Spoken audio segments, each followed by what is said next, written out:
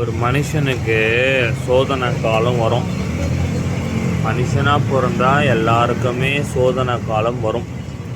ஆனால் எனக்கு மட்டும் டன் கணக்கில் வருது. அதாவது ஒன்று போனால் ஒன்று ரெடியாக இருக்கும் போல் இருக்குது. இவனுக்கு என்னத்தை கொடுக்கலாம் அப்படின்ட்டு.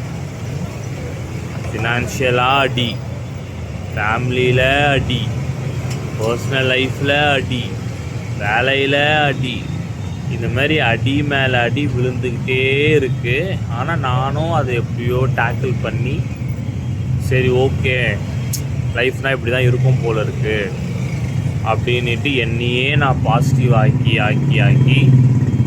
முன்னேறி போயின்னு இருக்கேன்.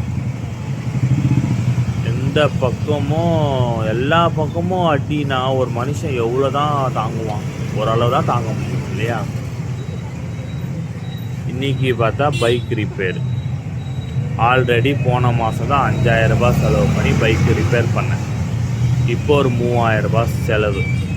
ஆல்ரெடி உடம்பு வேலை ஃபால்ட்டு, உடம்பு பிரச்சனை, ஃபீவரு. உடம்பு பிரச்சனை மீன்ஸ் என்னென்னா ஃபீவர் வந்துருச்சு. ஹாஸ்பிட்டல் போனால் அலர்ஜியான மாத்திரையை கொடுத்துட்டாங்க. மாத்திரை அலர்ஜி மாத்திரை ஆயிடுச்சு. அதை போட்டு அது வாயெல்லாம் புண்ணாகி பாருங்கள். ஏற்கனவே வாய் நல்லாயிருக்கும், அழகாக இருக்கும். இதில் வேறு இப்படி ஆகிப்போச்சு என் வாய். அது ஒரு 4000 ரூபாய் செலவு உடம்புக்கு. இந்த மாதிரி பணம் சம்பாதிக்கிறதே அவ்வளோ கஷ்டமாக இருக்குது இந்த காலத்தில். இப்படி தண்ணி மாதிரி செலவு வந்ததுன்னா ஒரு மனுஷன் என்ன தான் பண்ணுவான்? எவ்வளோ தான் சரி ஓகே கடந்து போவோம் கடந்து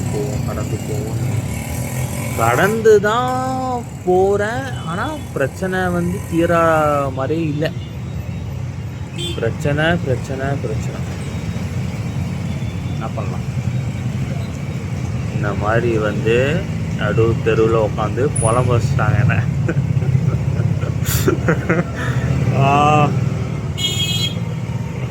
அதாவது தளபதி விஜய் சொல்கிற மாதிரி வேதனையாக இருந்தாலும் பெருமையாக இருக்கு மாதிரி இருக்குது. என்ன பண்ணுறது? ஓகே, இதுவும் கடந்து போகும். லைஃப் ஓகே பார்க்கலாம். ஒவ்வொரு மனுஷனுக்கும் ஒவ்வொரு விதமான சோதனை காலம் வரும். எனக்கு சோதனை காலம் இல்லை, சோதனை 8 மடங்கு சோதனை காலம். ஓகே பாருங்க, பேசிட்டே இருந்த வாயில் பூச்சு. பார்த்தீங்களா சொன்னால் நம்புனீங்களா? இப்போ பாருங்க, இருங்க என் தலையெழுத்து.